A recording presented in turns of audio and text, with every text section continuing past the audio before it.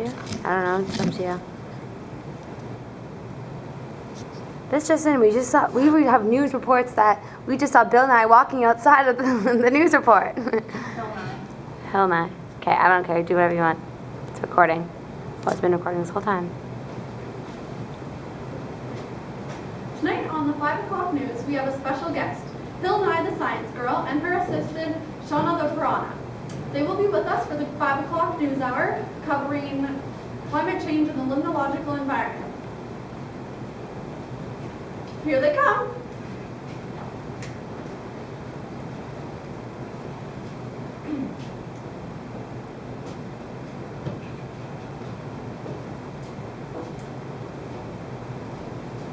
Hello, I'm Hilary the Science Girl, and this is my assistant, Shawna the Piranha. Today we're here talking about the climate change and its effect on the limnological environment. We will be discussing what the effects of climate change has on the lakes, oceans, streams, rivers, and their aquatic life. The effects of climate change on the limnological environment vary from each water source to the other. What climate change does. Climate change uncouples traffic interactions in an aquatic ecosystem. The largest uncertainty in forecasting the effects of climate change on ecosystems is in the understanding of how it will affect the nature of interactions among species.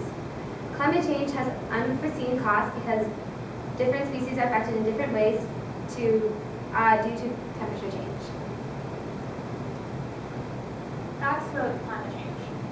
The structure and function of lake ecosystems is regulated by complex interactions among climate, human, ecosystem morphology, and catchment characteristics, each of which varies in time and space.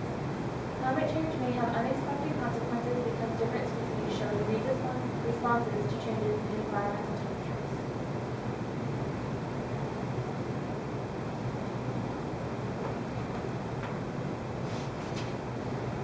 So, the girls told me before we started this episode that an example of a lake in the Northwest Territories showed some of the effects associated with warming. Right, girls? Right. Such as reduced ice cover and thawing permafrost in combination with increased water temperatures may significantly enhance algae growth, productivity, and nutrient cycling. And now we're going to show you a video of our friend that works back at the lab with us about the Lake Superior and the climate change it has on our environment.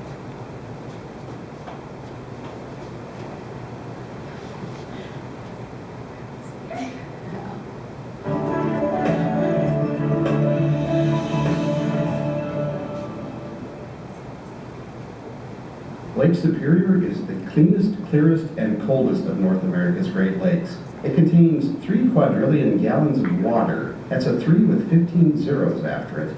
And the lake itself is about the size of the state of Maine. Lake Superior could hold water from all of the other Great Lakes and still have room for 3 more Lake Eries. Yet with all of the hard facts we have about this large lake, scientists are still trying to figure out its inner workings, including how the lake is responding to climate change. Lake Superior is big, it's cold, it's fairly inaccessible, or it has been historically, and there's lower population in the basin. So it has received less attention than the other Great Lakes. Because we don't have a lot of information, it means that we don't have a good sense of how the lake really functions over time. So in order to really understand what the impacts of climate change are going to be down the road, we need to understand some of the fundamental processes. Lucinda Johnson, a founding fellow of the University of Minnesota's Institute on the Environment, is teaming up with colleagues at the Large Lakes Observatory and Minnesota Sea Grant to address the environmental challenges facing Lake Superior. What we were able to show pretty conclusively is that Lake Superior is warming, at least in the summertime. That's the only time we measure the temperature is in the summer. The summer water temperatures are increasing much faster than we would have anticipated. They're rising about twice as fast as the local air temperatures are rising. The air temperatures are rising here faster than other places, and then the water temperature is rising even faster than that.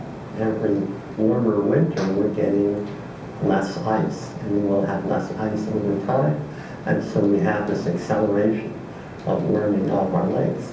Ice is very reflective. It reflects most of the energy back into space, whereas liquid water absorbs most of the energy.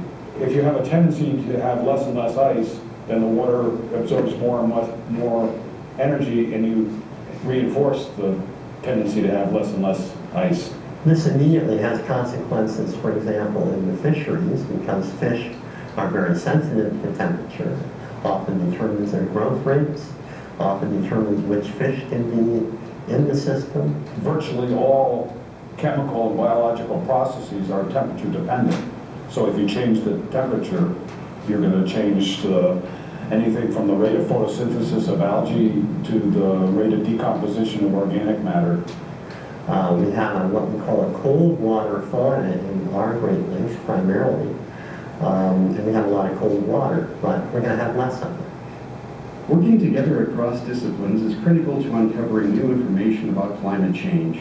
Through creative collaborations and cutting-edge research, scientists like Hecky, Coleman, and Johnson are beginning to solve the mysteries of Lake Superior and of the Great Lakes in general.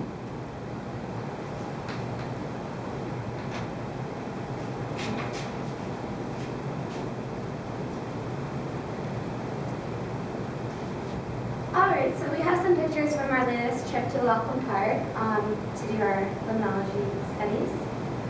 This is just me in the water just right before doing one of our tests. This is when we're doing the kick and sweep.